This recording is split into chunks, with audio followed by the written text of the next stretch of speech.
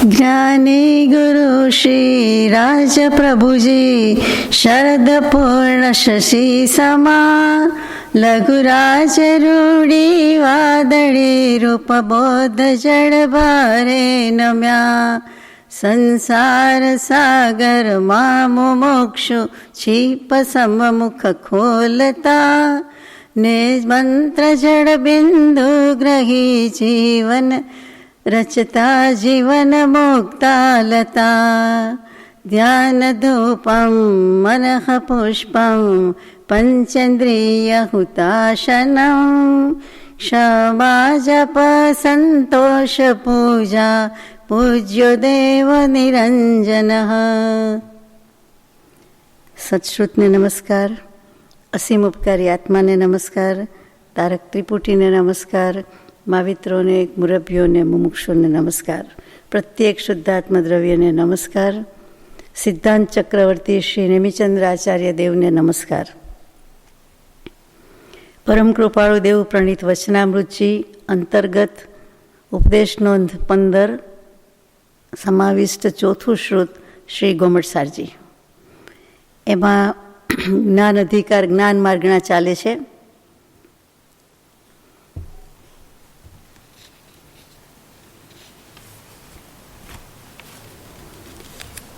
ગાથા નંબર 307 એની આપણે થોડીક શરૂઆત કરી હતી. અર્થ અવગ્રહ અને વ્યંજન અવગ્રહ. ગાથા નંબર 307 ફરીથી. વ્યંજન અર્થ અવગ્રહ પેદાહુ હવંતી પત્ત પત્તથે કમસોતે વાવરીદા પઢમમણા હિ ચક્ષુમણ સાણમ. અવગ્રહના બે ભેદ છે. આપણે મતિજ્ઞાનની વાત શરૂ કરી છે. એમાં મતિજ્ઞાનમાં અર્થાવગ્રહ અને વ્યંજનાવગ્રહ એટલે કે અવગ્રહના બે ભેદ કયા, તો વ્યંજનાવગ્રહ શું અને અર્થાવગ્રહ શું એની આપણે અધૂરી વાત છે. તો અહીંયા કહ્યું છે કે ઇન્દ્રિયોને પ્રાપ્ત કે ઇન્દ્રિયોથી પ્રાપ્ત અને એને ઇન્દ્રિયોથી સંબંધ જે કોઈ અર્થ છે તેને વ્યંજન કહેવામાં આવે છે, અને અપ્રાપ્ત છે તેને અવગ્રહ કહેવામાં આવે છે. એટલે કે અસંબંધ પદાર્થ છે તેનો અર્થ કહે છે, એટલે એને અર્થ જ કહે છે. અર્થાવગ્રહ, વ્યંજનાવગ્રહ. તો વ્યંજનનો અર્થ કર્યો તે પર્યાયને જે ઇન્દ્રિયોને પ્રાપ્ત છે તેની સાથે સંબંધ છે તે કહ્યું, અને જે અર્થનો અર્થ કર્યો તે ઇન્દ્રિયોથી અસંબંધ પદાર્થ છે તે. હવે આપણને શબ્દથી વધારે એવું લાગે, પણ દૃષ્ટાંત આપીએ તો તરત જ સમજાઈ જાય તેવું છે. સ્પર્શેન્દ્રિયની કંઈ વાત હોય તો આપણને કાયાથી સ્પર્શ થાય જે તે વસ્તુનો, પદાર્થનો, તો ખબર પડે છે. ફીલ તો જ થાય છે, ખબર તો જ પડે છે. રસેન્દ્રિય જીભ ઉપર મૂકીએ તો જ ખબર પડે છે આવું છે તેવું છે. એવી રીતે ઘ્રાણેન્દ્રિય નાકમાં સુગંધ જાય છે તો ખબર પડે છે. એવી રીતે બધી ઇન્દ્રિયનું લાગે. પણ ચક્ષુરેન્દ્રિયમાં એવું નથી કે નદી, દરિયો, પહાડ એટલે આંખમાં જતો રહે. એમાં ચક્ષુરેન્દ્રિયમાં એ વસ્તુ લાગુ પડતી નથી. અને મન, પાંચેન્દ્રિય, છઠ્ઠું મન, તો કે મનને પણ અપ્રાપ્યકારી વિષય છે. એટલે પ્રાપ્ત, અપ્રાપ્ત, પ્રાપ્યકારી, અપ્રાપ્યકારી એવી રીતે સમજવાનું છે. એટલે ચક્ષુરેન્દ્રિય અને મન એ બે અપ્રાપ્યકારીમાં આવે. પાંચ ઇન્દ્રિય અને છઠ્ઠું મન 6 વસ્તુ થઈ. એમાં બીજી 4 ઇન્દ્રિય, આંખ સિવાયની 4 ઇન્દ્રિય, કાન તો કાન, અને પેલા ચક્ષુને મનમાં જુદી વસ્તુ છે કે દૂરથી જ દેખાય છે, દૂરથી જ સમજાય છે. તે વસ્તુની પાસે જઈએ તો જ એવું નથી, એટલે કે જઈએ તો જ દેખાય. ચક્ષુથી જ જઈએ તો દેખાય, ન જઈએ તો ન દેખાય. દરિયો, પહાડ એની પાસે હોઈએ, નજીક હોઈએ, અથવા એટલા દૂર હોઈએ કે આપણને દેખાય તો થાય. અત્યારે ખાલી મનથી જ કહેવાનું થાય છે, અને મન પણ એની મેળે દોડતું હોય છે. મને જવાની જરૂર નથી. મનથી વિચાર કરતાં કરતાં પણ એ વસ્તુનો એ વિચાર કરી શકે છે. અને પેલું જોવામાં છે. એટલે ચક્ષુ અને મન છે એ બે અપ્રાપ્યકારી. આપણે હાથનોંધમાં લીધું હતું તે આ જ વસ્તુ કે પ્રાપ્યકારી, અપ્રાપ્યકારી. ચક્ષુ અને મન અપ્રાપ્યકારી. પેલી 4 ઇન્દ્રિયને સીધે સીધું ડાયરેક્ટ જોવામાં, સૂંઘવામાં, સાંભળવામાં, અરે ચાખવામાં, બધામાં ઉપયોગ જોઈએ છે. એ રીતે સીધે સીધું છે, આંખની સામે છે. આમાં આંખની સામે હોતું નથી. દરિયો બોલે, દરિયો સામે હોતો નથી. પહાડ બોલે તો પહાડ સામે હોતો નથી. હોય નહીં એટલે દેખાય પણ નહીં. એટલે તે અપ્રાપ્યકારી છે. તો આ રીતે અર્થાવગ્રહ અને વ્યંજનાવગ્રહ છે એના ભેદ પાડ્યા છે. અવગ્રહ, ઇહા, અવય અને ધારણા.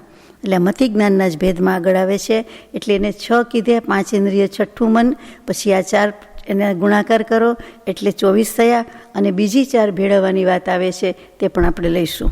એટલે 28 ભેદ મતિ જ્ઞાનના ગણાવે છે. આગળની ગાથા છે 308મી. વિષયાણમ વિષઈણમ સંજોગાણંતરમ હવેણીયમાં અવગહણાણમ ગહિદે વિશેષકંખા હવે ઈહા. હવે અવગ્રહ ઈહા અવાય ધારણા કોને કહેવાય તે આપણી ભાષામાં લઈએ. અહીંયા સામાન્ય કહ્યું છે તે કે અવગ્રહ એટલે માત્ર સામાન્ય અવલોકન અથવા તો નિર્વિકલ્પ ગ્રહણરૂપ દર્શન થાય છે તે. એમાં કોઈ સામાન્ય જ ગ્રહણ છે કે બધા બેઠા છે એટલું જ, હોલ છે એટલું જ. આ હોલ છે, સ્વાધ્યાય ખંડ છે, બરાબર છે, પછી બીજો કોઈ જ વિચાર નહીં, વિકલ્પ નહીં, તો એ ત્યાં સામાન્ય અવલોકન કહેવાય. બિલકુલ સામાન્ય, ઓવરઓલ, કે બસ આ ખેતર છે, શું વાવ્યું ને કેટલું વાવ્યું ને ક્યારે વાવ્યું ને શેનું ખેતર ને કોઈ જાતની વાત નહીં. ઝાડ છે તો ઝાડ છે, કોનું શેનું કાંઈ એટલે કાંઈ નહીં, તો એ સામાન્ય અવલોકન થયું. એવી રીતે અવાજ આવે છે કંઈક, તો અવાજ આવ્યો એટલે કંઈક અવાજ આવ્યો, ડિસ્ટર્બ થયું, એટલું જ આપણને થયું, કાનને ખબર પડી, તો ત્યાં સુધી અવગ્રહ છે. પછી ઈહા શું છે? તો કે એનાથી વધારે ખબર પડે છે કે કાચ ફૂટવાનો છે, લાકડું તૂટ્યું એનો અવાજ છે, ફટાકડો ફૂટ્યો એનું છે, અથવા તો કોઈ બોલે છે એનું છે, અથવા તો કંઈક ઇલેક્ટ્રિસિટી પિલરમાં કંઈ થયું કે પોલમાં કંઈ થયું, કે કંઈક પથ્થરનો અવાજ છે કે મોટેથી કંઈ શીલા પડી, એવા કંઈક 2-4 વિચાર આવી જાય છે. ત્યાં સુધી ઈહા છે. એટલે ત્યાં હજી સંશય, મિથ્યા બધું છે કે આમ પણ હોય આમ પણ હોય. પછી અવાય શું છે એના પછીનું સ્ટેજ, કે નક્કી થઈ જાય છે કે એવું લાગે છે આવા એકેય અવાજ નથી, આ તો ડીજે મ્યુઝિક શરૂ થયું એ પહેલાંનો અવાજ છે એટલે એવું લાગે છે. એમાં ટાયર બર્સ્ટ નથી થયું, ફટાકડો ફૂટ્યો નથી, આ તો મ્યુઝિક કે લાઉડસ્પીકર કે માઇક એની ટ્રાય કરે છે, એમાં જરા અવાજ આવે છે તે છે. એટલે જુદી જ જાતનો અવાજ નીકળો, પણ નક્કી થઈ જાય છે એમાં કાચ, લાકડું, વ્યક્તિ, બીજું કાંઈ અવાજ નથી. કોઈ પડી ગયાનો અવાજ ના, બધાના અવાજ જુદા હોય, આપણો રોજબરોજનો અનુભવ છે. પણ આ નક્કી થઈ જાય એટલે કે નિશ્ચય થઈ જાય, નિશ્ચયાત્મક થઈ જાય, બુદ્ધિ નિર્ણય કરીને બેસી જ જાય કે આ જ અવાજ છે, કોઈ ના ન પાડી શકે, તો તે અવાય છે. અને પછી ધારણા શું છે? તો કે યાદ રહી જાય કે આવી ઘારી આવો મેં શું અહીંયા આ જગ્યાએ વાપર્યો હતો, પછી આજે વાપર્યો, અથવા આવો થયો નથી, અથવા આ જગ્યાએ મેં ગયા ત્યાં જ તાજમહલ હતો, પછી ઘણા વર્ષે જાય તો કે હવે બરોબર કે તાજમહલ પાસે આવ્યા. તમે આ મંદિર કહેતા હતા, આ મંદિર કહેતા હતા, પણ 40-60 વર્ષથી આવ્યા નહોતા, અણસમજણમાં આવ્યા હતા, અગર ભૂલી ગયા તો પછી જોતા આવે તો યાદ હોય કે ભૂલી નથી ગયા. એ જે મેમરીમાં સ્ટોરેજ છે એમાંથી નીકળ્યું કે હા આ જ મંદિર, આ જ ભગવાન આવા જ હતા, આમ જ હતું, આ જ વ્હાઇટ માર્બલના પરમ કૃપાળદેવ, આની જ હું વાત કરતી હતી. તો ગયા બહુની વાત નથી, આ જ બહુની વાત છે. પણ તે વખતે પોતાની મેમરીમાં છે, યાદદાસ્તમાં છે, કહી નથી શકતા, પણ તે જ સ્પોટ ઉપર, તે જ જગ્યા પર, તે જ પ્રિમાઇસીસમાં આવીને તે જ ભગવાનના દર્શન કરતાં એમ થાય કે હા આ જ ભગવાનની વાત ચાલતી હતી, આ જ મારા મનમાં છે, અને અહીંયા ચોક્કસ આવી ગયા છે, અને આવેલા તે આ હું આ કહેતી હતી. એટલે આપણને સ્મૃતિમાં રહી જાય છે. કોઈને આખી જિંદગી રહી જાય છે, કોઈને થોડા વખત માટે રહે છે, અને કોઈને ભવાંતરે પણ યાદ રહી જાય છે. તો એ જાતિ સ્મરણ જ્ઞાનનો ભેદ, મતિ જ્ઞાનનો ભેદ આ ધારણા જ્ઞાનમાં આવ્યો. જેટલા સમય માટે આપણને આ ભવ માટે યાદ રહી જાય, થોડુંક પણ, થોડા દિવસ પૂરતું, થોડી વખત પૂરતું, તો એ ધારણા જ્ઞાન. ધારણા એટલે યાદશક્તિ, યાને સ્મૃતિ. પાકું આમાં કાંઈ નવું છે? અવગ્રહી અવય ધારણા પાકું યાદ છે. આપણે વ્યાખ્યા ને બધું વાંચીએ તો બેક એન્ડ ફોર્થમાં આપણને કદાચ ઓછું સમજાય, પણ આપણે તો બધું થઈ ગયું છે પહેલાં, એટલે આવડે. પાકું ને? આટલું આગળ જવું ને? ચાલો, ગાથા નંબર 309, એમાં આ જ વાત આવે છે. ઈહણ કરણીણ જદા સુણીણો હો દિશો અવા ઓદુ કાલાંતરે વીણીણી દવત્થુ સમરણસ્સ કારણમ તુર્યમ. અહીંયા ઈહા, અવાય, અવગ્રહ, ધારણા બધાની વ્યાખ્યા આપી. અવગ્રહની પહેલી ગાથા આગલી ગાથામાં ગઈ, આપણે ઉતાવળમાં ઈહા, અવાય, ધારણા સાથે લઈ લીધું એકસાથે, એ ત્રણની જ આ વાત આવી કે નિશ્ચય થાય છે તેને અવાય કહેવાય છે, અને ઈહામાં હજી નિર્ણય નથી. અહીંયા દૃષ્ટાંત આપ્યું છે એ દાક્ષિણાત્ય હિ હે, એટલે કે આ દક્ષિણી જ છે, આ સાઉથનો જ છે, વ્યક્તિ કે વસ્તુ કે પહેરવેશ, એના ઉપરથી કાંઈક કે રહન સહન કાંઈક છે કે આ દાક્ષિણાત્ય છે. પર્વાત્ય એટલે પૂર્વ દિશાનું, પૂર્વનું. અહીંયા દાક્ષિણાત્ય કીધું એટલે દક્ષિણ દિશાનું. પછી સાઉથમાં જે લ્યો તે, તો અહીંયા તો આપણને સાઉથ ઇન્ડિયન એમ જ યાદ આવી જાય. તો સધર્ન કેલિફોર્નિયા હોય તો એ યાદ આવે કે આ નોર્ધનની વાત નથી, આ સધર્ન કેલિફોર્નિયાની વાત છે. અહીંયા સાઉથ કહીએ તો સાઉથ ઇન્ડિયાની વાત આવે. તો કે એ રીતે વાત થાય કે એના ઉપરથી આપણને ખબર પડી જાય. એટલે ત્યાં સુધી હજી આપણે નક્કી કરીએ છીએ, પછી હવાઈમાં નક્કી થઈ જ જાય છે. આપણે ઘણીવાર કહીએ ને આ આના જેવા લાગે છે, બિલકુલ સરખું લાગે, પછી નજીક આવે પછી કંઈ નાના ઘણો ફરક છે, મને આવું દેખાયું અથવા તો દેખાયું બરાબર, પણ મને એવું લાગતું હતું અમુક ડિસ્ટન્સને કારણે, પણ હવે ઘણો ફરક છે. એટલે એવા નથી. પછી નિર્ણય થઈ જાય કે આ બેન એ બેન નથી, આ ભાઈ એ ભાઈ નથી, અમે જે કહેતા હતા, હું જે કહું છું તે નથી. એ આપણે રોજબરોજની વાત છે, તો એ સમજાઈ જાય. અને પછી યાદ રહી જાય, વર્ષો પછી મળો તો પણ, તો એ ધારણા છે. અવાજથી યાદ રહી જાય, ચહેરાથી, ફેસથી યાદ રહી જાય, કોઈ વાર કોઈ બીજા કારણથી યાદ રહી જાય, તો એ બધું ધારણામાં જાય છે. અને ઉત્પાદકી, વૈનયિકી, કાર્મિકી ને પરિણામિકી બુદ્ધિ છે એ પણ મતિજ્ઞાનના ભેદમાં જ આવે. કોઈ વખત કોઈને પ્રશ્ન થાય છે કે 4 બુદ્ધિ ક્યાં આવે, કયા જ્ઞાનમાં આવે, તો એ આ મતિજ્ઞાનના ભેદમાં જ જાય. એટલે જ્યારે 336 ભેદ કહીએ, 340 ભેદ કહીએ, ત્યારે આ બધા આવી જાય. 340 ઉપર ભેદ નથી કયા. મુખ્ય 4 કયા? અવગ્રહ, ઇહ, અવય, ધારણા. એને 5 ઇન્દ્રિય અને 6ઠા મનથી ગુણો એટલે 24 થયા. પછી 24 ગુણ્યા 12થી ગુણવાના જે હવે આવે છે એટલે 336 થાય. અને આ 4 બુદ્ધિ વગેરે ગણી લઈએ એટલે પાછા 340 થઈ જાય. કાલે બધાએ ગણાવવાના છે. ગાથા નંબર 310. બહુ બહુવિહમ ચ ખિપ્પા નિષિદ્ધાણ તમ ધ્રુવમ ચ ઇદરમ ચ તથ્ય કે જાદે છતી સમતિશય ભેદમ તું. આ મતિ જ્ઞાનના 12 ભેદ કઈ રીતે છે હવે? તો કે વિષયભૂત પદાર્થ, એના સબ્જેક્ટ મેટર શું છે એ. તો કે બહુવિધ, ક્ષિપ્ર, નિશ્ચિત, સંદિગ્ધ, ધ્રુવાણામ, સેતરાણામ. આ સંસ્કૃતમાં તત્વાર્થ સૂત્રનું સૂત્ર છે કે બહુવિધ, ક્ષિપ્રા, નિશ્ચિત, સંદિગ્ધ, ધ્રુવાણામ, સેતરાણામ. એટલે હું જલ્દી બોલી ગઈ 6 વસ્તુ: બહુવિધ, ક્ષિપ્ર, નિશ્ચિત, સંદિગ્ધ અને ધ્રુવ. આ 6 વસ્તુ છે. પછી સંસ્કૃતમાં શૈલી ટૂંકી હોય, શોર્ટ એન્ડ સ્વીટ, તો કે સેતરાણામ એટલે અધર ધેન ધીસ, આનાથી વિરુદ્ધમાં 6. એટલે આ 6 નામ આપ્યા, પછી આપણે કહીને એનાથી વિરુદ્ધ, એનાથી ઊંધું, એ ન હોય તે, એની આગળ લગાડી દો તે. તો કે એ બધી વાત થઈ ગઈ. એટલે 6 ને 6 12 નામ આવી ગયા. એટલે 12 નામ લખવા પડે નહીં. હવે પહેલો ભેદ આપ્યો કે બહુ. એક ધીમે ધીમે લઈએ.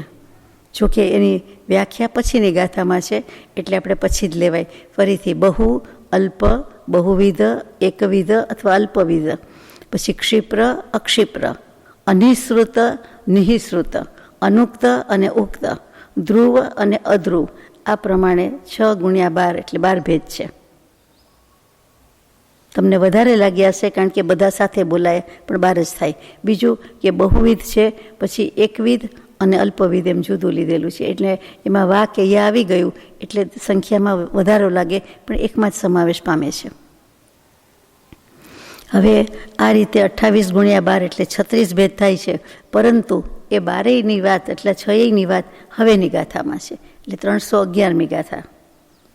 બહુવત્તી જાતિ ગહણે બહુ વિહમિય રમિય રગહણમ હિ સગણામાદો સિદ્ધા ખિપાદી સેદરાયત. બહુ એટલે વહુ નહીં, વાઈફ નહીં, કોઈના શ્રીમતી કે એવું નથી કેવું, પણ બહુ એટલે ઘણું, જાજુ, વધુ કેવું છે. વધુમાં વધુ એટલે બહુ થઈ જાય, પણ એ દીર્ઘ આવે. બહુ એટલે બહુ, સો મેની. તો કે એક કોઈ પણ વસ્તુની વાત હોય, એક જાતિની વાત હોય તો આપણે કહીએ કે વધારે વ્યક્તિની વાત હોય, વધારે વસ્તુનું હોય તો આપણે બહુ કહીએ છીએ. ઘણા બહુ એ જાજા એનો પર્યાય શબ્દ. બહુ તો રોજ બોલીએ છીએ. હે ભગવાન, હું બહુ ભૂલી ગયો. હા, એ બહુ ઘણું ભૂલી ગયો, જાજુ ભૂલી ગયો એમ. પછી અનેક જાતિના બધા વધારે જુદી જુદી જાતના પદાર્થ હોય તો બહુવિધ એટલે બહુ પ્રકારે એમ કહેવાય. અનેકવિધ, તરહ કે બહુવિધ, જાતભાતના. એટલે કે અનેક નહીં, સંખ્યામાં અનેક નહીં, બહુ નહીં, પણ બહુ પ્રકારના. ઘણા માણસો હતા, ઘણું માણસ હતું, 1000 માણસ 2000 માણસ હતા, વધારે ધાર્યા કરતાં વધારે હતા. તો ત્યાં હજી બહુ જ છે. પછી બહુવિધમાં હું કહું કે એમાં બધા ગુજરાતી જ હતા. કારણ કહું બહુ ગુજરાતી હતા, અને રાજસ્થાની, મારવાડી, પંજાબી, જૈન તો હતા, સાઉથ નોર્થનાય હતા, પણ આવા બધા વિભાગવાર હતા એ બધા ઓછા હતા. બેંગાલના હતા પણ બધા થોડાક હતા. પણ વધારેમાં વધારે ગુજરાતી જૈનો જ હતા. બહુ બધા ગુજરાતી હતા. બહુ બધા બોલી જાય છે એના કરતાં બહુ પ્રકારના, અનેક પ્રકારના, અનેક સ્ટેટમાંથી બધા જૈન હતા. અને બધા જૈન જ છે. બધાની ભાષા જુદી છે એટલું, અને રહેવાનું જુદું છે, એરિયા જુદો છે, પણ એટલે કેટલાક રીત રિવાજ જુદા છે. બાકી જૈન ધર્મના સિદ્ધાંતમાં કોઈ જ ફરક હોઈ શકે નહીં, છે પણ નહીં. તો આપણે એ રીતે કહીએ તો એ બહુ પ્રકારના, વિવિધ પ્રકારના. આપણે ઇન જનરલ કહીએ કે આટલી વસ્તી છે, પછી કહીએ કે આટલા સ્ટેટની વસ્તી આટલી છે, પછી કહીએ કે એમાં જૈન કેટલા, હિન્દુ કેટલા, મુસ્લિમ કેટલા, એમ કહીએ. પછી વાણિયા, બ્રાહ્મણ, પટેલ એવી જ્ઞાતિ પાડીએ, એમાં એની પેટા જ્ઞાતિ કરીએ. એમ જે બહુ પ્રકાર થાય છે તે બહુવિધ કહેવાય. સમજાઈ જાય તેવું છે.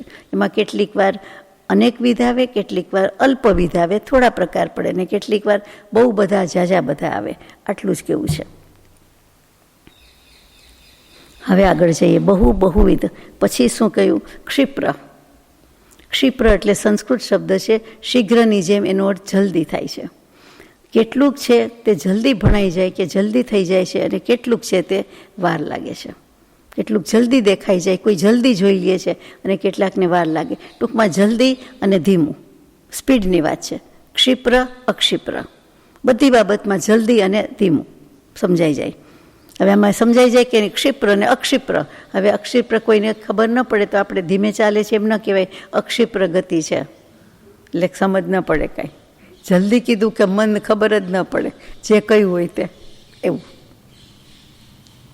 પછી કાચબાની ગતિ આમાં મૂકી છે કે કાચબા જેટલું ધીમે તો આપણે નથી જ ચાલતા કે નથી જ કાંઈ કરતા. તો કે જે કાંઈ ધીમે કરે ને કાચબા સાથે સરખાવાય, બહુ જ ધીમે ખસે, ચાલે છે કે નહીં ખબર ન પડે આપણને. એટલું બધું સેજ નાનો પગ હોય એ દેખાઈ જાય તો જ ખબર પડે, બાકી તો દેખાય જ નહીં કે ચાલે છે. તો કે કાચબાની ગતિ મૂકી છે. અને જલ્દી ચાલવામાં કોની ગતિ મૂકી છે? જલ્દી તો કે જલ્દીથી તેજી સે બહેતા હુઆ જલ પ્રવાહ. એટલે પાણીનો રેલો નાનો હોય, મોટો હોય કે ધોધ હોય, એ સ્પીડમાં જ ગતિ કરતું હોય. પ્રમાણમાં એની સ્પીડ હોય ને હોય જ. અને પાણી જલ્દી જાય, જલ્દી. બીજી કોઈ વસ્તુ ઢોળાની હોય અને પાણી ઢોળાય, એમાં ફરક છે. પાણી જલ્દી જ જાય, પાણીનું એમાં જ પૂર આવે, બાકીમાં ન આવે. કે હવે બધું સમજાઈ જાય છે કે નહીં? પછી નિશ્રિત અને અનિશ્રિત. ક્ષિપ્ર એટલે અહીંયા નિહિશ્રુત લખ્યું, અનિશ્રુત. ની પછી વિસર્ગ છે એટલે નિહિશ્રુત. તો એનો અર્થ શું કર્યો? તો કે છુપા અને પ્રગટ. छिपे हुए अप्रकट पदार्थ को अनिश्रुत कहेवामां आवे छे. એટલે પ્રગટ પદાર્થ આંખથી દેખાય નહીં પણ છુપાયેલા છે. તો દેખાય કેવી રીતે? તો કે પાણીમાં ભેંસ પડી હોય તો મોટા ભાગનું શરીર પાણીમાં હોય, પણ ઉપરથી જરાક દેખાતું હોય કે નહીં, સેજ ક્યાંક દેખાય.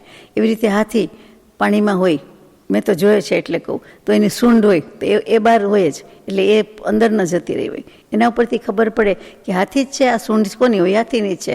આ ભેંસ જેવું છે એટલે ભેંસ જ હોય. તો એ આપણને નિર્ણય થઈ જાય છે ને, નિર્ણય કરવાનો છે. તો કે એ નિહિશ્રુત એટલે કે પ્રગટ થોડુંક દેખાય છે, અનિહિશ્રુત એટલે જરાક દેખાય છે પણ એવું પ્રગટ નથી.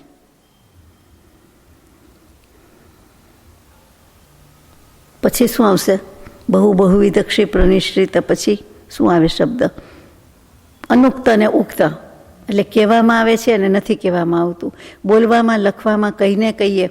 એમ કે 5 વાગ્યે જવાનું છે અને આમ રીતસર જોરથી બોલીએ, લખીએ, બધું જણાવીએ, અને એની બદલે કોઈ હાથથી જ કહી દે, છાનામાનું પાંચડા બતાવી દે. એટલે વાત થઈ હોય તો અનુસંધાન પકડાઈ જાય. સંજ્ઞા, ઈશારો, ઇંગિત કહેવાય. એનાથી કહી દે તે અનુક્ત છે, કે એમાં કહેવાની જરૂર પડતી નથી, બોલવાની જરૂર પડતી નથી. હા અને ના તો આપણે મસ્તક ધૂણાવી દઈએ છીએ કે આ રીતે હા કહેવાય ને આ રીતે ના કહેવાય. તો એ ઉક્ત થયું અને અનુક્ત કહેવાય. હવે આ તો આપણે વ્યવહારમાં કરીએ જ છીએ બધું, પણ શબ્દ ભારે ખમાવે એટલે આપણને ઉવાચ નથી કહેતા, ઉવાચ એટલે બોલ્યા. વચન છે, શબ્દ વચ ધાતુ છે, એનું અનિયમિત રૂપ થઈ જાય એટલે ઉક્ત થઈ જાય, ઉવાચ થઈ જાય. પછી શું આવે? ધ્રુવ અને અધ્રુવ. ધ્રુવ એટલે ચોક્કસ, નિશ્ચય, હંમેશનું એ. અથવા તો વધારે સમય ટકે તે ચોક્કસ, વધારે સમયવાળું કાયમી ટકે તે, અથવા મોટાભાગનો સમય વધારે સ્થિર રહી શકે તે ધ્રુવ, અને અધ્રુવ એટલે અસ્થિર. વીજળી તો એકદમ અસ્થિર કહેવાય, અને પહાડ પર્વત તો એકદમ સ્થિર કે જ્યાં હોય ત્યાં જ હોય.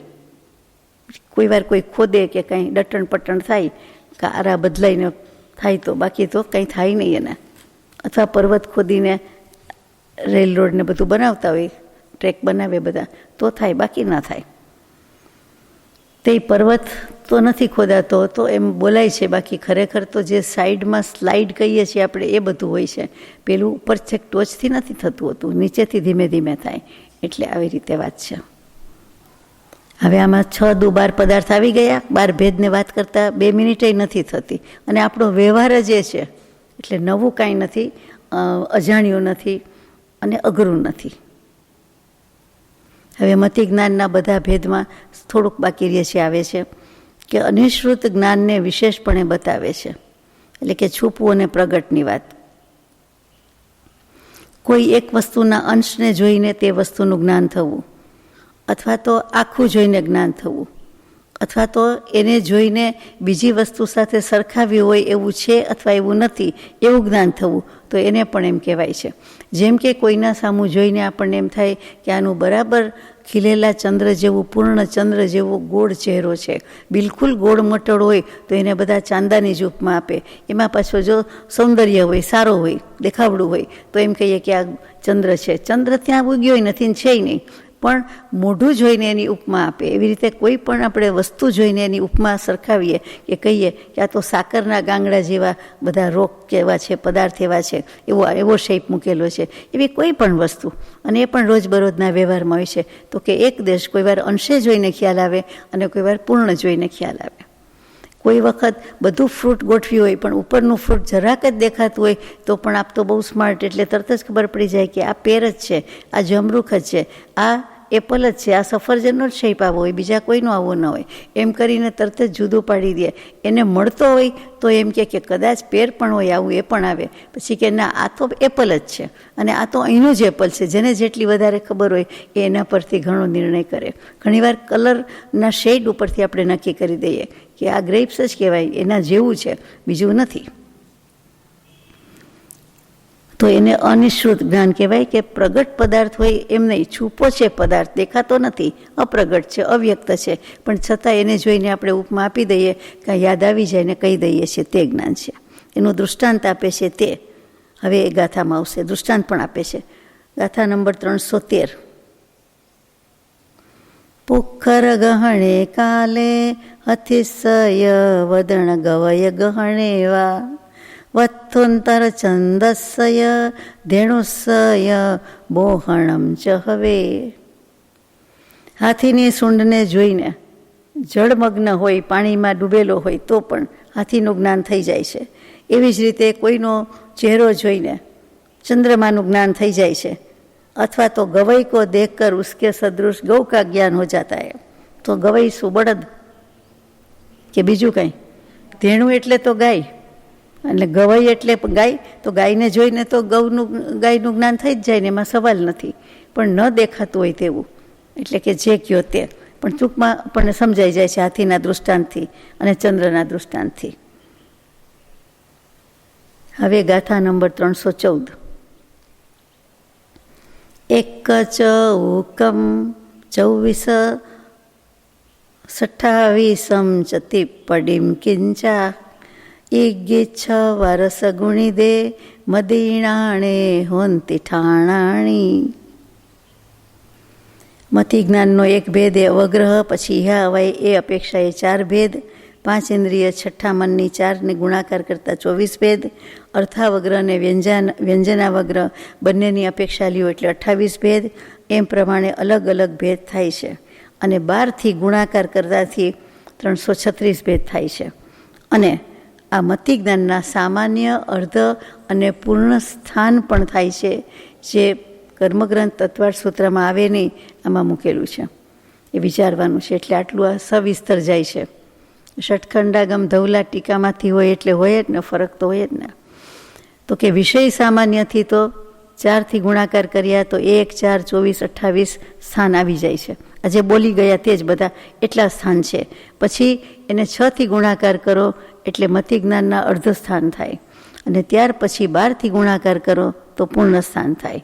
એટલે આપણે જે કરી ગયા તે કે 24 ને 48 ને બધા જે વધતા જાય છે 144, 168 એ બધા એના સ્થાન કહેવાય. એટલે ગુણાકાર ખરા, પછી સરવાળામાં એના ભેદ નહીં કહેવાનું પણ એના સ્થાન કહેવાના.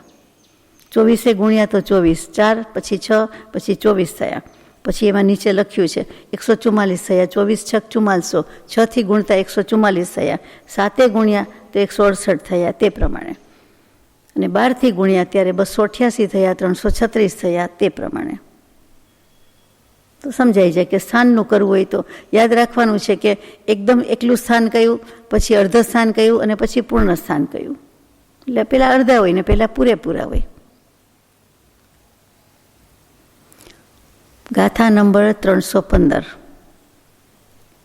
અથાદો અથંતરમુવ લભંતમ ભણંતિ સુદણાણમ આભિણીબો હિયપૂવમ નિયમેણીહ સદ્દજમ પમુહમ. મતિ જ્ઞાનના વિષયભૂત પદાર્થથી જુદું જે કોઈ પદાર્થનું કરવામાં આવે છે તેને શ્રુત જ્ઞાન કહેવામાં આવે છે. એટલે કે મતિ જ્ઞાનના વિષયથી જુદા અને જે કંઈ જાણવામાં આવે છે તે એને આપણે મતિ જ્ઞાન ભલે કહી દીધું પણ પછી સાંભળવામાં આવ્યું તો શ્રુત જ્ઞાન છે. એટલે મતિ શ્રુતનો ડિફરન્સ બતાવે છે કે એનાથી જુદું છતાં એક મતિ જ્ઞાન પૂર્વક જે થાય છે તે બધું જ શ્રુત જ્ઞાન છે. એટલે હવે બીજા જ્ઞાન ઉપર આપણે આવ્યા.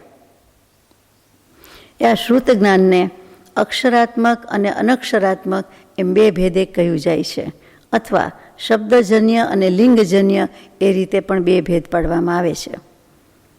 અક્ષરાત્મક શ્રુત એટલે સમજાઈ જાય કે અક્ષર હોય એનાથી શબ્દ બને, એનાથી વાક્ય બને વગેરે વગેરે, ભાષા હોય, અક્ષર હોય. અનક્ષર શ્રુત એટલે એમનામ જ કહેતો તો કહેતી હતી એમ કર્ણોપકર્ણ રીતે આપણી પાસે વાત આવતી હોય, ગીત આવતું હોય, ભજન આવતું હોય, સ્તવન આવતું હોય, પદ આવતું હોય, અને આપણે લખીએ નહીં પણ એ રીતે જે પહેલાં હતું તે, તો કે એ બધું અનક્ષર શ્રુત કહેવાય. બીજું અનક્ષર શ્રુત શું કહેવાય તો કે સંજ્ઞા ઈશારાથી કહી દઈએ, તે આંગળીથી બતાવી દઈએ, મસ્તકથી માથું હલાવી દઈએ, એમ જુદી જુદી રીતે આપણે ના પાડી દઈએ, હા પાડી દઈએ, ટ્રાફિક સિગ્નલને બધામાં આપણે જાણે કંટ્રોલ કરતા હોય એવી રીતે. તો કે જે બધું કેટલીક મુદ્રા કરતા હોય તો મુદ્રા બતાવી દઈએ, એમ જે કંઈ છે તે અક્ષરની વાત નહીં, લખવા વાંચવા કાંઈ જ નહીં, બતાવવાની વાત, સાંભળવાની વાત, તો એ બધું અનક્ષર શ્રુત કહ્યું છે. તીર્થંકર દેવનો, કેવલી પ્રભુનો, તીર્થંકર દેવની દેશનામાં ઓમ ઓમ ઓમ એમ દિવ્ય ધ્વનિ જ હોય તો એ દિવ્ય ધ્વનિને અનક્ષર કહેવાય. ઓમ એને એક અક્ષરાત્મક ન કહેવાય, પણ ઓમ એકલો અત્યારે પણ બોલીએ લખીએ તો એ અનક્ષરમાં જાય છે. આપણે ભલે લખીએ એટલે સમજાય કે લખ્યું જાય છે, પણ એનું નામ તો અનક્ષર જ છે, અક્ષર નથી. એમાં કોઈ નથી સ્વર કે નથી વ્યંજન. કક્કામાં ના આવે, બારાક્ષરીમાં ના આવે. એવી જ રીતે બીજો ભેદ કયો તે શબ્દજન્ય લિંગજન્ય. શબ્દ નથી એટલે અક્ષર નથી એટલે શબ્દ નથી, અને શબ્દવાળું છે એને શ્રુત કીધું છે લિખિતમાં. પછી લિંગજન્ય એ પણ ચિહ્ન નથી એ રીતે બતાવવામાં આવે છે એટલે લિંગજન્ય કહ્યું છે. આગળ જઈએ. આપણે જે બધી વાત થશે તે શબ્દવાળા શ્રુત જ્ઞાનની થશે, શબ્દજન્ય શ્રુત જ્ઞાનની થશે. હવે આ થાય છે શું કામ? શ્રુત જ્ઞાન કોઈને ઓછું હોય, કોઈને વધારે કેમ એમ છે? તો કે મતિ જ્ઞાન પૂર્વક જ શ્રુત જ્ઞાન થાય તો મતિ જ્ઞાનાવરણ અને શ્રુત જ્ઞાનાવરણ બંનેનો ક્ષયક્ષમ પ્રમાણે થાય. તો અહીંયા એમ કહે છે કે મતિ જ્ઞાનનું અવલંબન વિના શ્રુત જ્ઞાન થઈ શકતું નથી. તો પણ શ્રુત જ્ઞાન હોય ન હોય એનું મૂળ કારણ ઓછું વધતું હોય તે, તો કે શ્રુત જ્ઞાનાવરણીય કર્મના ક્ષયક્ષમ પ્રમાણે હોય. ફરીથી 5 જ્ઞાન જુદા છે, જુદા જ છે. તો કે અહીંયા મતિ જ્ઞાનાવરણીય મતિ જ્ઞાન પૂર્વક જ છે શ્રુત જ્ઞાન, તેમ છતાં આવરણની વાત આવે, કર્મના ઉદયની વાત આવે ત્યારે કે શ્રુત જ્ઞાનને આવરણ કર્યું છે માટે ઘણાની બુદ્ધિ બધી બહુ હોય પણ શ્રુતમાં જરાય ન હોય. આમ તો બહુ જ હોશિયાર હોય, બુદ્ધિ બાબતમાં કુશળ, હોશિયાર, તજજ્ઞ, પારંગત કહેવાય, પણ જ્યાં શ્રુત જ્ઞાનની વાત આવે, શાસ્ત્ર જ્ઞાનની વાત આવે અથવા શ્રુત જ્ઞાનમાં બધું આવી જાય ત્યાં એનું મીંડું હોય. તો એ બની શકે. તો કે શબ્દજન્ય અને લિંગજન્ય એ બંને રીતે છે. તો પેલી વાત કરતા હતા શ્રુત જ્ઞાનાવરણ કર્મનો ક્ષયક્ષમ. તો કે એનું કારણ શું છે? તો કે એનો ક્ષયોપશમ જે પ્રમાણે હોય તે પ્રમાણે હોય. કોઈ ઘણું હોશિયાર હોય, કોઈ નહીં જેવું હોય, કોઈ ઠોઠ હોય, કોઈ મૂર્ખ હોય, કોઈ પહેલો નંબર આવે, કોઈ છેલ્લો નંબર આવે, કોઈ પાસ થાય, કોઈ ના પાસ થાય. તો બધામાં શું? તો કે જે તે સમયનું જે તે વ્યક્તિનું શ્રુત જ્ઞાનાવરણ કર્મનો જેવો ક્ષયોપશમ હોય તેવું પરિણામ મળે. અથવા શીખતા વાર લાગે, ભણતા વાર લાગે. આપણે બધા કહીએ કે યાદદાસ્ત ઓછી થઈ ગઈ, તો જેમ જેમ વય વધે તેમ ઘણું કરીને ઘણા કેસમાં, મોટાભાગના કેસમાં યાદશક્તિ ઘટે. કેટલાક કેસમાં એટલી બધી રુચિ, અભિલાષા થઈ જાય, શીખવાની, ભણવાની જિજ્ઞાસા વધી જાય કે અનેક ગણી વધી ગઈ હોય એવું લાગે. યાદશક્તિ બરાબર કામ કરવા માંડે, સત્ય જ થઈ જાય. આ બધા ભેદભાવ, ફેરફાર આપણને દેખાય છે. તો સમજવાનું ત્યાં કે શ્રુત જ્ઞાન આવરણ એનું માર્ગ આપે છે, કર્મ માર્ગ આપે છે, એટલે કે ક્ષયોપશમ છે, વધારે ક્ષય ઉપશમમાં છે, એટલે એનો ઉઘાડ વધારે છે. સાદી ભાષામાં ઉઘાડ આપણે કહીએ ને કે એનો જ્ઞાનનો ઉઘાડ વધારે છે, આનો ઓછો છે. આ એ ઉઘાડ કયો એ જ ક્ષયોપશમ, અને એ જ અહીંયા શ્રુત જ્ઞાન આવરણ એની વાત છે.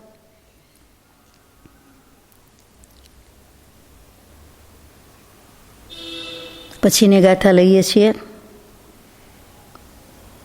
લોગાણમ શંખમીદા અણખરપ્ય હવંતિ છઠ્ઠાણા વેરુવ છઠ્ઠ વગપમણમ રૂણમખરગમ. હવે એકઠ્ઠીની વાત આવી, જે અગાઉ આવી ગઈ છે. અનંત ભાગ વૃદ્ધિ, અસંખ્યાત ભાગ વૃદ્ધિ અને સંખ્યાત ભાગ વૃદ્ધિ. ફરીથી અનંત ભાગ વૃદ્ધિ, અસંખ્યાત ભાગ વૃદ્ધિ અને સંખ્યાત ભાગ વૃદ્ધિ. વૃદ્ધિ યાદ રાખવાનું છે, પેલું તો યાદ છે જ. પછી સંખ્યાત ગુણ વૃદ્ધિ, અસંખ્યાત ગુણ વૃદ્ધિ, અનંત ગુણ વૃદ્ધિ. ત્યાં વૃદ્ધિ યાદ રાખવાનું છે. આ 3 ને 3 6 એટલે ષઠ સ્થાન પ્રતીત વૃદ્ધિની અપેક્ષાથી પર્યાય સમાસરૂપ અનક્ષરાત્મક શ્રુતથી ઉત્કૃષ્ટ સ્થાન પર્યંત અસંખ્યાત લોક પ્રમાણ ભેદ થાય છે. બધા શબ્દો પારિભાષિક આવી ગયા. ષટગુણ સ્થાન હાનિમાં આપણે નામ યાદ નથી રાખતા, તો પણ ષટગુણ સ્થાન યાદ રાખીએ કે એ 6 વસ્તુ. એનાથી પર્યાય સમાસરૂપ અનક્ષરાત્મક શ્રુત જ્ઞાન. હવે શ્રુત જ્ઞાનના બધા ભેદ આવે છે, એટલે 2 પાના તો ફેરવી નથી નાખ્યા ને મેં સાથે, તો વાંધો નહીં. પછી એનાથી સૌથી જઘન્ય સ્થાનથી ઉત્કૃષ્ટ સ્થાન સુધીની એક સાથે વાત મૂકી દીધી કે અસંખ્યાત લોક પ્રમાણ ભેદ થાય છે. પછી દ્વિરૂપ વર્ગ ધારા, જે આપણે અગાઉ 24 ધારા કેવી આવી ગઈ છે, તેમાં દ્વિરૂપ વર્ગ ધારામાં છઠ્ઠી વર્ગણા જો યાદ કરો, છઠ્ઠા વર્ગમાં જે પ્રમાણ થાય છે તેનું નામ આપણે એકઠ્ઠી કહ્યું હતું. જેમ પણઠ્ઠી એટલે 65,336 અથવા 536, અને અહીંયા જે એકઠ્ઠી છે એનું માપ આપને ખબર હશે, આપણે કરવાનું છે. એમાંથી એક કમ કરી નાખવાનો, એક જ સંખ્યા બાદ કરવાની છે. તો જેટલું પ્રમાણ આવે એટલું અક્ષરાત્મક શ્રુત જ્ઞાનનું પ્રમાણ છે.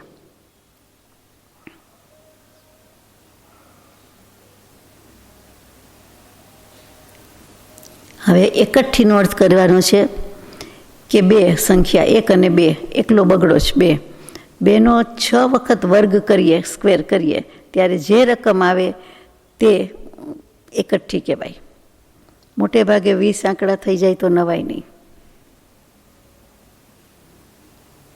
2નો સરવાળો, 2નો સ્ક્વેર 4, ચોક્કસ 4નો 16, 16નો 256, 256નો 65 5 36, 65 5 36નો કરવાનો રહી ગયો છે મારે. આપે કર્યો હોય તો ખબર નથી, કર્યો છે, હવે કરવાનો. આજે ઘરે બધાએ કરવાનું. આપણે એનો સ્ક્વેર અને પછી એનો સ્ક્વેર, એ જવાબ છે. આ બહુ નથી કરવાનું, આ તો તૈયાર છે આંકડો 65 5 36, તો પછી એનો સ્ક્વેર એટલે એના ગુણ્યા એટલું, અને એનું જે ટોટલ આવે કેલ્ક્યુલેટરમાં નહીં,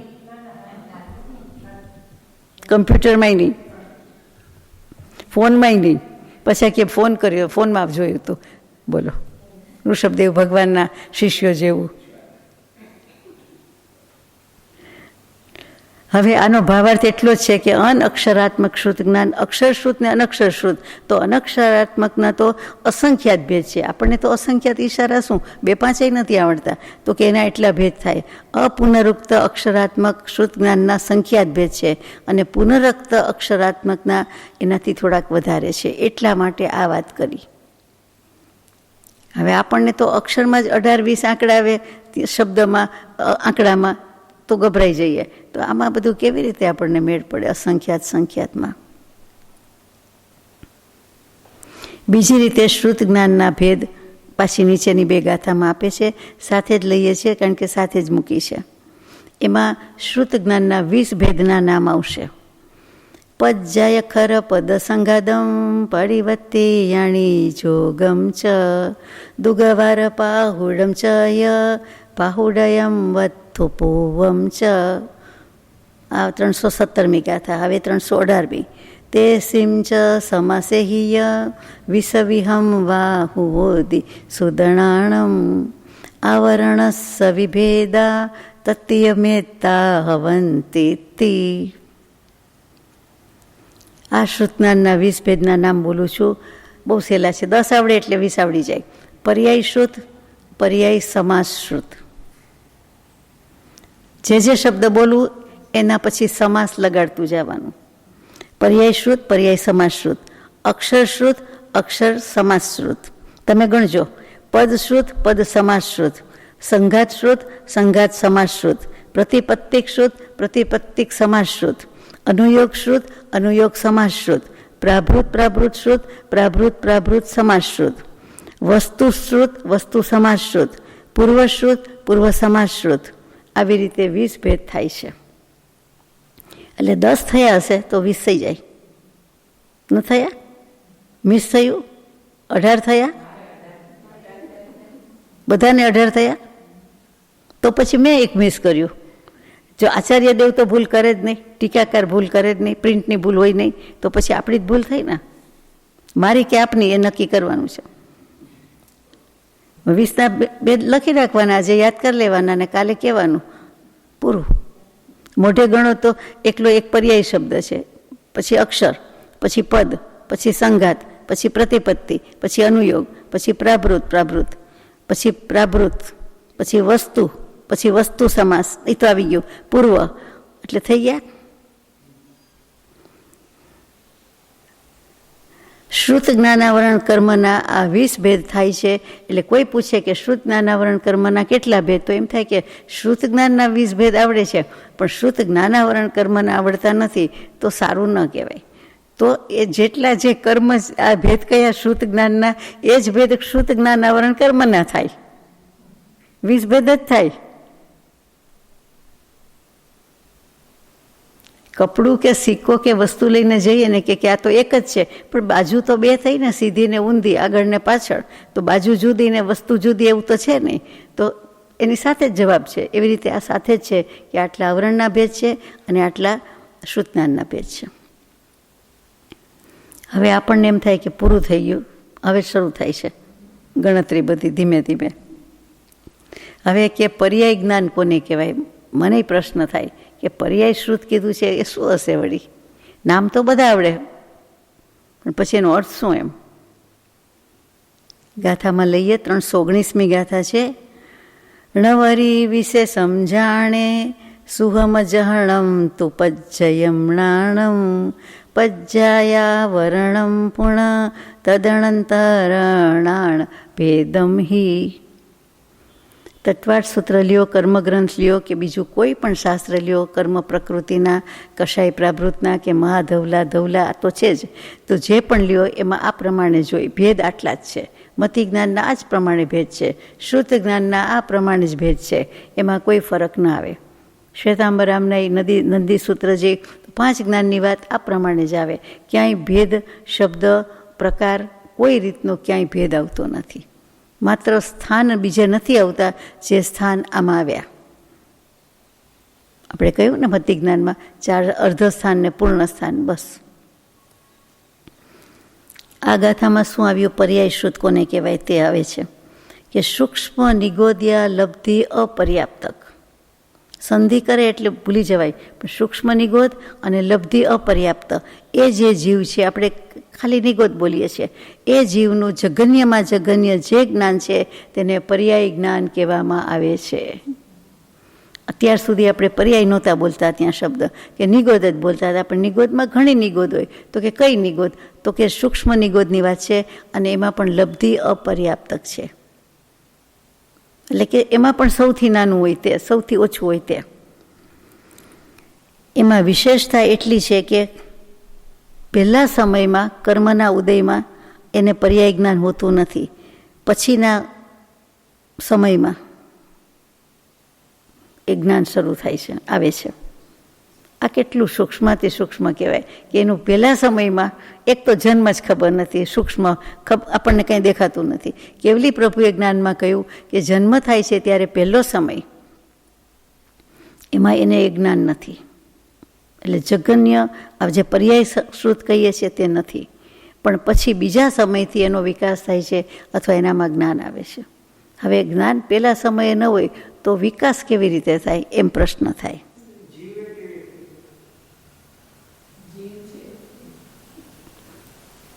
લખ્યું છે એમાં આટલી વિશેષતા છે, પણ જગન્ય કેવું છે કે મિનિમમમાં એને લીધા. આપણે કહે ને કે ઝીરોમાં પોઈન્ટ મૂકે ને એવું બધું કરે ને, એકડા પહેલાં ને પછી 0.00 એમ, તો કે એવી રીતે આ મૂકવામાં આવે છે અહીંયા, એમ થયો અર્થ.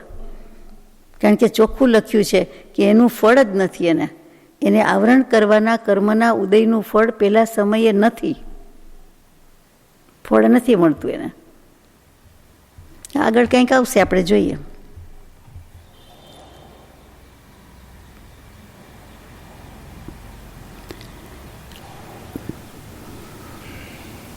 આમાં આ ગાથામાં તો આટલું જ છે, આગળ જવું પડે. 320 સુહુમણિ ગોદ પજ્જત યસ જાદસ પડમ સમયમ હિ હવદીહુ સવજહણમ નિચુગાડમ મૃણાવરણમ. સમજાય. સૂક્ષ્મ નિગોદ લબ્ધિ અપર્યાપ્તક જીવના ઉત્પન્ન થવાના પ્રથમ સમયમાં સૌથી જગન્ય જ્ઞાન હોય છે, તેને પર્યાય જ્ઞાન કહેવાય છે. અને આ જ્ઞાન હંમેશાને માટે નિરાવરણ છે અને પ્રકાશમાન એટલે ઉઘાડવાળું હોય છે. અક્ષરના અનંતમાં ભાગનો ઉઘાડ છે તેની જ વાત છે, પણ તેનું નામ અહીંયા જગન્ય જ્ઞાનમાં આવ્યું. આપણે જગન્ય કેવું છે ને, મિનિમમ કેટલું? તો કે ઓછામાં ઓછું એને એટલું જ્ઞાન છે. જે અક્ષરનો અનંતમો ભાગ છે એ બીજા સમયથી શરૂ થાય છે તે, પણ અત્યારે તો એને જે છે તે પર્યાય જ્ઞાન જ કહેવાય. પણ જે આપણે બોલતા નથી, જે એને અક્ષરના અનંતમાં ભાગનું જ્ઞાન થાય છે એની પહેલાંની દશા શું? તો અજ્ઞાન નથી કીધું. અજ્ઞાન કહે તો એનો વિકાસ જ ન થાય. એને આત્મા કીધું એટલે જ્ઞાન સ્વભાવ તો છે જ, જ્ઞાન સ્વરૂપ તો કહેવાય જ. એટલા માટે ત્યાં જગન્ય જ્ઞાન છે.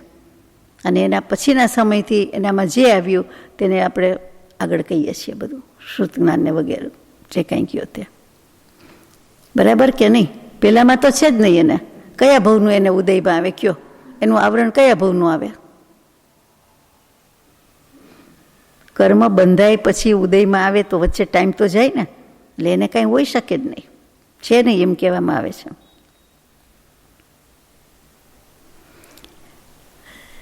આમ ક્લિયર નથી એવું લાગે છે આપણે? કેમ? ક્લિયર જ છે ને પેલા સમયે જ્ઞાન એને છે જ નહીં. એટલે એને જે કંઈ જ્ઞાન છે તેને જગન્ય જ્ઞાન કહેવામાં છે. જ્ઞાન નથી એમ ન કહી શકાય. આત્મા જ્ઞાન સ્વભાવિક, કોઈ પણ આત્મા જીવ કીધો એટલે જ્ઞાન છે, પણ જગન્ય મિનિમમ. આમ જરાકનું જરાક કહે ને કે હવે એનાથી નીચું નાનું હોય જ નહીં, ઓછું હોય જ નહીં. અવિભાગ પ્રતિચ્છેદની જેમ જરાક અંશ છે, અંશનો અંશ ને એનો અંશ ને જે કેવું હોય તે એ જગન્યમાં જાય. તો પછી જગન્ય સિવાય પછી કયું જ્ઞાન? તો કે પછી એના પછીના સમયે, બીજા સમયથી શરૂ થાય તે જ્ઞાન છે. ત્યારથી કહેવાય કે અક્ષરના આનંદમાં ભાગનું ઉઘાડ છે. અને આ જ્ઞાન કેવું છે? તો કે નિરાવરણ છે. એટલે એને કોઈ કર્મનું આવરણ હોઈ શકતું જ નથી. આટલો ઉઘાડ તો આત્માને કીધો એટલે હોય ને હોય. આપણે ગાઢ વિખ્યાતવી હોય, પહેલો ભવ હોય, નિગોદમાં હોય, આ તો નિગોદની વાત છે. એટલે પહેલો ભવ કેવું કેવી રીતે? તો કે એમાંથી નીકળે તો પણ એને આ પ્રમાણે જ વાત છે કે એનું સ્વભાવ જ્ઞાન સ્વભાવી છે. એટલે એનું જ્ઞાન એટલું તો અવરાયેલું નથી જ. તો જે બીજો ભવ લે, બીજો શરીર લે અને આગળ જઈ શકે. એટલે એ તો નિરાવરણ જ્ઞાન છે, એને આવરણ નથી. એટલે આવરણ ન હોય તો ઉદય ક્યાંથી હોય? ઉદયમાં શું આવે? કાંઈ ન હોય. ક્યારે એનું આવરણ થયું હોય? એટલે આટલું ઉઘાડ તો છે જ. તમે ગમે એટલું આકાશમાં અંધારું કયો દિવસે, ગમે એટલું એટલે ગમે એટલું બ્લેકઆઉટ જેટલું કયો, અમાસ હોય, બધું કયો, પણ તેમ છતાં એ સૂરજ છાબડે ઢંકાય નહીં. એ ઢંકાયેલો હોવા છતાં આપણને ખબર છે કે આ ડે ટાઈમ છે, નો મેટર વોટ. 8 વાગ્યા કે 10 વાગ્યા એમાં ગોટાળો કદાચ થાય, પણ આ દિવસ જ છે, આ રાત નથી. એ કેવી ખબર પડે છે? એમ તો સૂર્યપ્રકાશ થોડો થોડો છે જ, એવી રીતે આ આછો આછો પણ ઉજાસ છે જ, એને આત્મા છે એટલે કેવો જ પડે. પણ પેલા સમયે એ જગન્ય જ્ઞાનની વાત આવી અને પર્યાય જ્ઞાનની વાત આવી. હવે પર્યાય જ્ઞાનના સ્વામી અને એની વિશેષતા એટલે વધારાનું આવે છે. હજી ખુલાસો આવશે. ગાથા નંબર 321. સૂક્ષ્મ નિગોદ અપર્યાપ્ત કેશુ એ તો સંસ્કૃત આવ્યું. સુહુમણિગોદ અપજ્જત ગેસુ સગ સંભવેસુ ભમિ ઊર્ણ ચરિમા પૂર્ણતિવિકા વકાણાદિમ વકઠિયવ હવે. સૂક્ષ્મ નિગોદિયા લબ્ધિ અપર્યાપ્ત જીવને પોતપોતાના ભવની શક્યતા જેટલી છે. જૂનું યાદ કરવાનું 6012 ભવ, સરવાળા ગુણાકાર કરતાં તો કે 6012 ભવ સુધીની જે શક્યતા ગણી હોય, આપણે એક શ્વાસોચ્છ્વાસને બધા સરવાળા કરતા હતા ને ગુણાકાર કરતા હતા, તે પછી એના અંતમાં અપર્યાપ્ત શરીરનું જે કાંઈ 3 વળાંક લેવાના આવે છે, 3 મોડ, 3 વળાંક લે બીજા જન્મ લેવામાં, તો કે એ 3માં પહેલો સમય છે એમાં આ જઘન્ય જ્ઞાન હોય છે. કારણ કે આત્મા તો છે જ, એટલે એને જઘન્ય જ્ઞાન મિનિમમ એનું એ લઈને જાય છે, જે નિરાવરણ છે એટલે ભેગું જ હોય અને હંમેશા એનો ઉઘાડ છે. પછી જે કાંઈ થવું હોય તે થાય છે. આપણે કહીને આ તો મારું હતું એ છે, પણ મારું હતું કોઈક દિવસ તો આવ્યું ને, પણ આપણે કહીને એ મારું જ છે, એ મારી જ વસ્તુ છે. પણ એ તો આ ભવની અપેક્ષાએ, આપણી અપેક્ષાએ, પણ આપણે સમજી જઈએ અપેક્ષા. જ્યારે આમાં સમજવાનું જરાક મુશ્કેલ બને છે કે બીજા આગલા ભવ બધું કયો, પણ આત્મા છે એટલે એને જગન્ય જ્ઞાન તો કેવું જ પડે. નિરાવરણ જ્ઞાન છે તે પહેલા સમયમાં, પછી બધી નવી શરૂઆત થાય છે. પાકું? આપણે જન્મ્યા ત્યારે કપડાં પહેરીને જન્મ્યા નહોતા, કોઈ વ્યક્તિ જન્મી શકતી નથી. પછી એકથી તરત જ શરૂ થાય છે. હા, એમ વચ્ચે સમય ગયો ને થોડો, બસ. હા, એવું કે પહેલો સમય, બીજો સમય. તો જે 3 વળાંક લઈને જાય છે, તો પહેલા સમયે નથી એની પાસે કાંઈ. પોતાનું જ્ઞાન જે છે તે જ, પોતે આત્મા છે, પોતે જે કાંઈ દેહ કયો, આત્મા કયો, જ્ઞાન જે કાંઈ કયો તે શરીર કયો, ને પછી શરૂ થાય છે. કઈ ઇન્દ્રિયો હોય ખબર છે ને? મિનિમમ સ્પર્શેન્દ્રિય, સેન્સ ઓફ ટચ સિવાય બીજું કાંઈ હોઈ શકે નહીં. અને એટલે જ એક ઇન્દ્રિયનો અધ્યાસ બધા જ જીવને છે. સૌથી વધારે અધ્યાસ આપણને 5 ઇન્દ્રિયમાંથી સ્પર્શેન્દ્રિયનો છે. આ જ કારણ છે કે એ તો ગમે ત્યારે હતી ને હતી જ.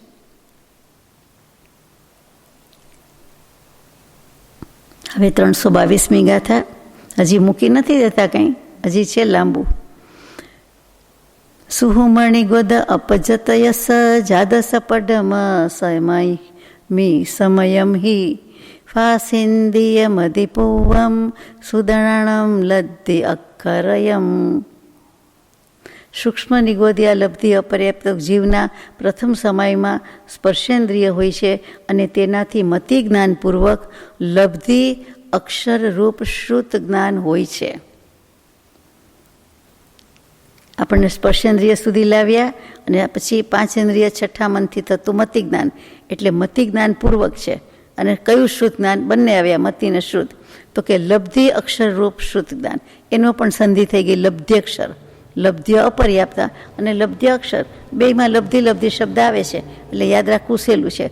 અહીંયા લબ્ધિનો અર્થ શું છે? તો કે શ્રુત જ્ઞાનાવરણ કર્મનો જેટલો ક્ષયક્ષમ છે તેને લબ્ધિ કહેવાય છે. લબ્ધિ એટલે લાભ, શક્તિ. એ જ વસ્તુ આવી કે અહીંયા કઈ શક્તિની વાત છે? તો કે અહીંયા શ્રુત જ્ઞાનની વાત ચાલે છે. એટલે શ્રુત જ્ઞાનાવરણ રૂપી કર્મની ક્ષયક્ષમ છે. અને અક્ષર નામ કોનું છે? તો કે અવિનશ્વર એટલે અવિનાશીનું. અક્ષર જે ક્ષય પામતું નથી. અક્ષય એક જ, અક્ષર પણ એક, એટલે કે ક્ષર પામતું નથી, ક્ષય પામતું નથી, એટલે અવિનશ્વર અવિનાશી કહ્યું. એટલે કે જ્ઞાનને લબ્ધિ અક્ષર કહેવામાં આવે છે. આટલો ક્ષયક્ષમ તો જીવને હોય ને હોય જ, એટલા માટે અવિનાશી કહ્યું. આગળ આવી ગયું તે નિરાવરણ આવ્યું, પછી આવ્યું પ્રકાશમાન આવ્યું, પછી ભાષામાં ઉઘાડવાળું આવ્યું. એ ઉઘાડ એ જ પ્રકાશ અને એ જ આ અવિનાશી, કારણ કે કાયમ હોય ને હોય. આપણને ઘણું પાકું કરાવ્યું નહીં, આપણી સાથે હતું જ, હોય જ, તેમ છતાં પાકું કેવું કરાવ્યું કે નિગોદના જીવને તો હોય જ, જરાય અજ્ઞાની કેવું નહીં. અજ્ઞાની તો કહીએ જ, પણ જ્ઞાન વિનાના કેવું નહીં. આત્મા તો કેવો જ પડે, જીવ છે, દેખાય નહીં એટલે જીવ નથી, આપણે એવું માનીએ જ છીએ, બોલીએ જ છીએ. અત્યારે ગમે એટલી ડાઈ વાત કરીએ, પણ જે જીવ દેખાતા નથી એના વિશે શું કહીએ? દેખાતા જ નથી આપણને તો, એટલે આપણે એમ જ કહીએ ને કે જીવ ક્યાં છે. આવું જ જ્ઞાની પુરુષ કહે છે. જરાક જુદી વાત લાગશે કે કોઈ પણ વસ્તુ ફ્રીજમાં મૂકી દઈએ એટલે આપણને એમ થાય કે એ સેફ છે, હવે એમાં નવા જર્મ્સ નથી થતા, નવા બેક્ટેરિયાઝ નથી, કાંઈ નથી. એવું નથી. એને થોડીક કલાક થઈ જાય, સવારથી સાંજ થઈ જાય, ભાત જેવી વસ્તુમાં પણ એવા ને એવા જંતુ ઉત્પન્ન થઈ જાય જે દેખાતા નથી. મારે નિગોદ નથી કહેવી, પણ સૂક્ષ્મ વસ્તુની વાત કહેવી છે, એટલે સૂક્ષ્મ જીવ. કેટલાકમાં નિગોદ પણ ઉત્પન્ન થઈ જાય, પણ આની વાત છે અત્યારે ભાતની વાત. એટલે સાદી વસ્તુમાં કે જે ભાત તો બગડે જ નહીં એમ માનીએ જ, પછી જેવો બનાવ્યો હોય તેવો, પુલાવ હોય, કલરફુલ હોય, ગ્રીન હોય, યલો હોય, પિંક હોય, જેવો બનાવ્યો હોય તો એવા જ પ્રકારના જીવ ઉત્પન્ન થાય. એટલે દેખાવાના તો કોઈ હિસાબે નથી. એટલું ભળી જ જાય છે એ જ આત્માને, એ જ શરીરને, એ જ વસ્તુમાં. એટલે વાસી વસ્તુની ના છે કે કેટલીક કલાક પછી કાળનું બધું માપ આપ્યું છે ને બગડી જાય, એ વાત આપણે ભલે અમલમાં મૂકી શકીએ કે નહીં, થોડી કે જાજી, પણ વસ્તુ તો સાચી છે, જ્ઞાન સાચું છે, કેવલી ભગવાનનું છે. એણે જોયેલું કીધેલું છે, એણે દીધેલું આપણને લખી દીધેલું, આપી દીધેલું છે. આપણે જેટલું માન્ય કરીએ અને જેટલું આચરણમાં મૂકી શકીએ તેટલું ખરું, પણ હકીકત તો આમ છે.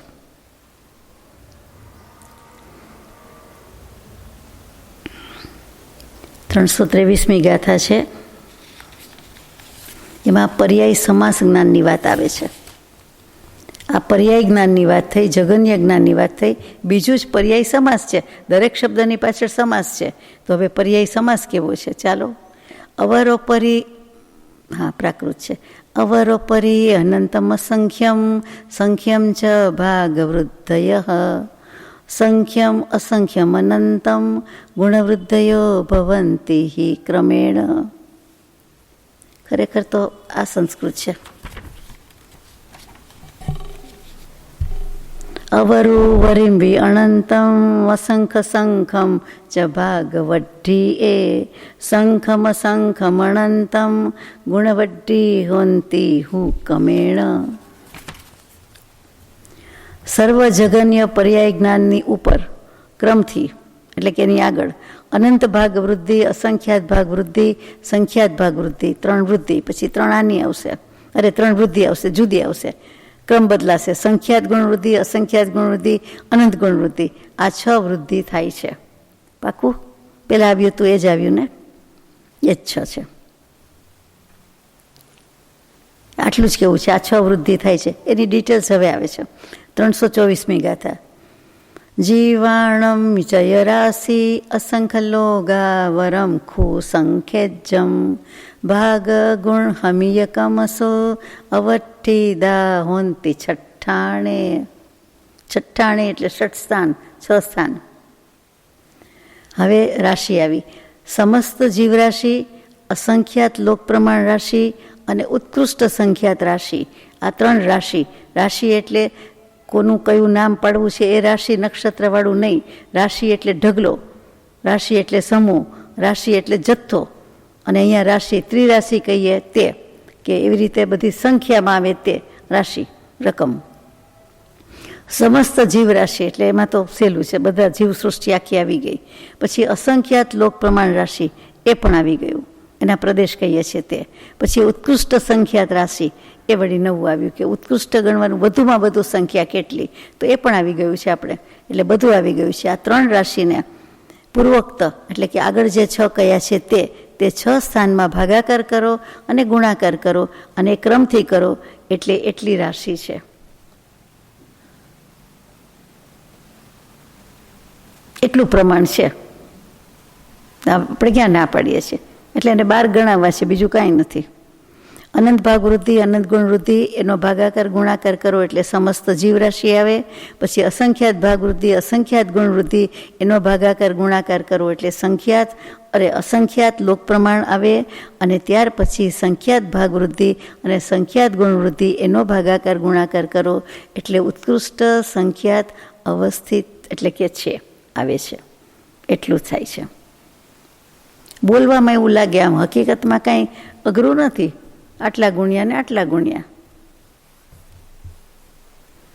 તપેલી વસ્તુ, વાડકી, થાળી, પ્લેટ, ડિનર માટે ચમચી, બધું લેતા વાર નથી લાગતી. પણ કોઈ કહે, સમજાવે, સૂચના આપે, આ જગ્યાએ, આ કબાટમાં, આ શેલ્ફમાં, ડાબી બાજુ, જમણી બાજુ કે અપર પોર્શન કે લોઅર પોર્શનમાં ચમચી છે, ચમચીનું બોક્સ છે, એમાંથી ચમચી સ્પૂન લેવાની છે. એટલે કેટલું લાંબુ લાગે કે આટલા કબાટમાં કઈ શેલ્ફ કીધી હતી ને કયું ખાનું કયું હતું, એટલે લાંબુ લાગે. લેતા વાર છે, જોતા વાર છે, કોઈ બતાવે તો વાર છે? કાંઈ નહીં. તો આપણે જરા લખીએ, ગુણાકાર સરવાળા કરીએ તો વાર છે? જરાય વાર નથી. પછી એમ કે થાળી તો બધી મેળા ઉપર છે એટલે ત્યાંથી ઉતારવાની છે, એના માટે આવડી સીડી જોશે, તો એ બધું કેટલું લાંબુ લાગે. કરતાં કાંઈ વાર નથી. એવી રીતે સૂચના આપતા કે વસ્તુનું વર્ણન કરતા કે વાત કરતા કે સાંભળતા આપણને થાકી જવાય છે, વાર લાગે છે. પણ એમ થાય એના કરતાં આટલું બતાવી દીધું હોત તો કે ચલો અહીંયા છે. કોઈ જગ્યાએ કેટલું બધું ફરવું પડે પછી પહોંચીએ, એની બદલે આપણને તરત બતાવી દે તો કે આમ નહીં ને આમ, તો કેટલું સહેલું પડે છે. એવું જ આ છે, સુગમ છે. ચાલો, હવે મને એક પ્રશ્ન થાય 324માં કે વાત બધી જઘન્ય જ્ઞાનની આવે છે, અને એ જઘન્ય જ્ઞાનનો અનંતમો ભાગ થાય કેવી રીતે, સંભવે જ કેવી રીતે? જઘન્ય જ્ઞાનમાં જ બધું આવી ગયું, અવિભાગ પ્રતિછેદની જેમ કે આનો અનંતમો ભાગ, અનંતમું મિનિમમ આટલું જ્ઞાન. સૂક્ષ્મ, નિગોદિયા, લબ્ધિ, અપર્યાપ્ત જીવોની વાત, અને લબ્ધિ અક્ષરને એમ આપણને સમજાવી દીધું. તો એ અનંતમો ભાગ થાય કેવી રીતે? પણ પ્રશ્ન થાય ને જઘન્યમાંથી. તો સમજાવ્યું છે કે દ્વિવર્ગ ધારામાં અનંત વર્ગ સ્થાન થયા પછી ક્રમથી જીવરાશિ, પૂતગલ રાશિ, કાળ રાશિ, શ્રેણી, આકાશ રાશિ થાય છે. અને તેની ઉપર અનંતાનંત વર્ગ સ્થાન થયા પછી સૂક્ષ્મ, નિગોદિયાદિ, અપર્યાપ્ત જીવ સંબંધી જઘન્ય જ્ઞાનના અવિભાગ પ્રતિચ્છેદનું પ્રમાણ થાય છે. એનું પણ અવિભાગ પ્રતિચ્છેદનું પ્રમાણ થાય છે. જેનો ભાગ ન થાય એવા જ્ઞાન શક્તિના અંશોનું આ પ્રમાણ કે આ પરિમાણ તે અપેક્ષાએ અનંતમો ભાગાકાર કહેવાય છે. કે પેલું અવિભાગ પ્રતિચ્છેદ કીધું એમાં જ આવી ગયું કે એ અપેક્ષાએ એ જે કંઈ છે તે એનો અનંતમો ભાગ, એમ જઘન્ય જ્ઞાનનો અનંતમો ભાગ.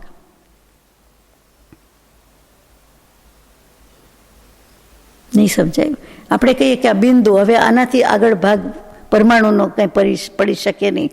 પણ પરમાણુનો ન પડી શકે, પણ પરમાણુના પોતે જ અવિભાગ પ્રતિચ્છેદ માયલું એક છે.